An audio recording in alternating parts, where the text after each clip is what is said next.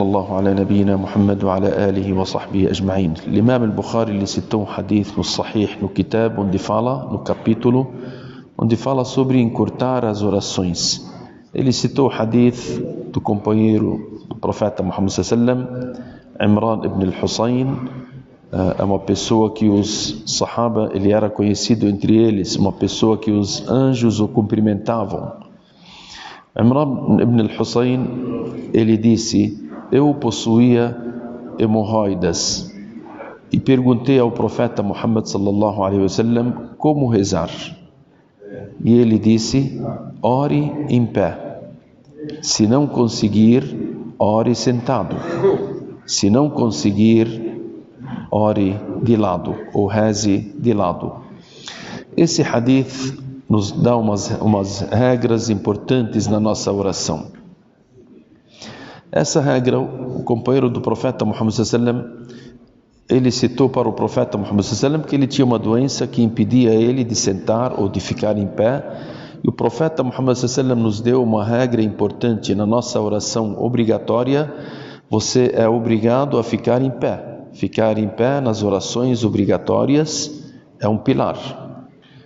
Tá, se eu não conseguir ficar em pé e tiver algumas doenças, alguma dor e não conseguir, essas dores e doenças que os sábios eles citaram, disseram: se você não conseguir, se essa doença que você possui, ela pode aumentar se você ficar em pé, ou pode ocupar o seu coração dentro da oração e você não consegue se concentrar. Agora, se você consegue se encostar numa parede, ou encostar numa bengala, ou encostar em alguém, você deve ficar em pé. A não ser que ela possa, que se você ficar em pé, isso possa te prejudicar. Agora, se não te prejudicar, você deve ficar em pé. Se prejudicar, o profeta Muhammad sallallahu alaihi wasallam te deu a exceção de sentar. Aí ele disse: se não conseguir em pé, aí você senta. Se não conseguir sentar, aí o profeta Muhammad sallallahu alaihi wasallam ele falou: então reze de lado, deitado. Então ele reza, nem que se for deitado. Qual lado? O lado que você conseguir. Se você conseguir dos dois lados, o melhor é do lado direito. Tá, não, o lado direito talvez eu sinta uma dor, então do lado esquerdo.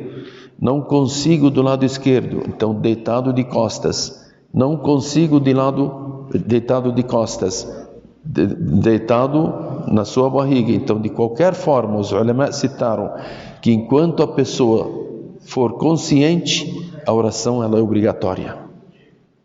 Enquanto ele tiver consciência, ele está pensando, ele sabe diferenciar entre as coisas, sabe conversar. Então, a oração ela deve ser praticada em qualquer maneira que essa pessoa estiver, a não ser que a consciência dele vá.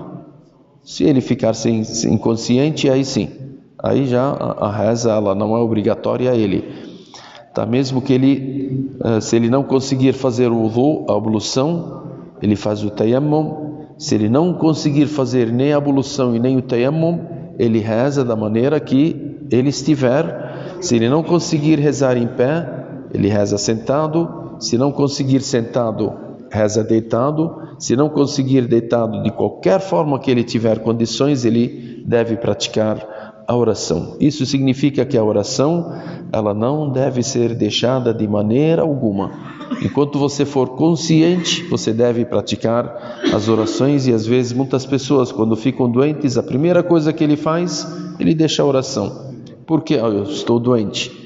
Não por estar doente, a oração já não é obrigatória a você. Você tem que praticá-la de qualquer forma que você estiver, se estiver consciente. Esperamos que Allah subhanahu wa ta'ala nos ensine aquilo que nos beneficia nesse mundo e no outro mundo. Sallallahu ala nabina Muhammad wa ala alihi wa sahbihi ajma'in walhamdulillahi rabbil alamin.